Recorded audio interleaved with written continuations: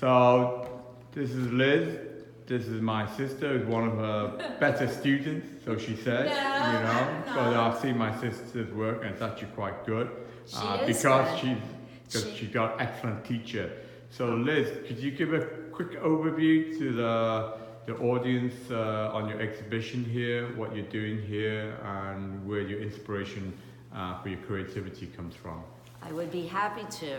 This show is called Life Sentence, which is a tongue-in-cheek joke about the fact that I love art so much that I will do it for my entire life. I will never stop.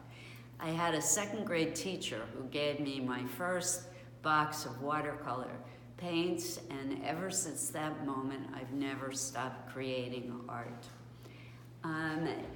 And about 17 years ago, I was just painting, and in my paintings, I always had a picture, a very small image of my childhood doll. And one day a man came into my studio and he said, "Why do you paint dolls? You should make them." And that was like this light bulb going off in my head. I said, yeah, I should make dolls. And that was the beginning of the type of work that you see here today.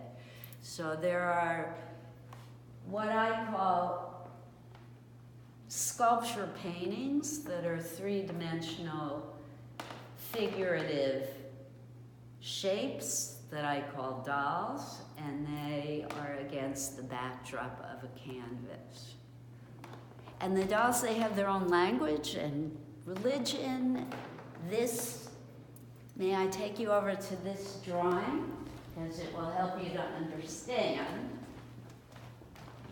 This long-necked, voluptuous figure is the goddess. She is the goddess of all the dolls.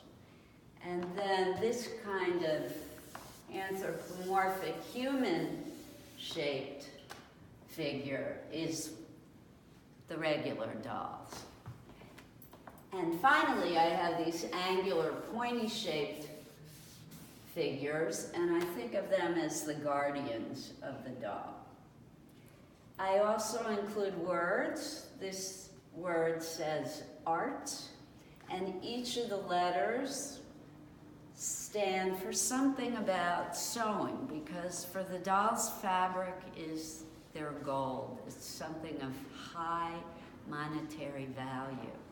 So fabric, sewing, stitching are all very important in the culture of the dolls. Which is there a specific language that's written in, or is this Well, it's your own based on created? English because that's the language that I speak, but I saw you have a lot of inspiration from your experience in Australia and the Aboriginal.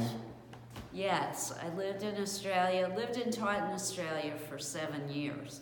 So a lot of the colors that I employ in my work are based on what I saw in Aboriginal art. But the language of the dolls, I actually have here a whole codex of what each of the symbols stands for. So you could take it with you when you look at my art, and you could translate what each of the shapes means. Thank you very much for that. You're so welcome.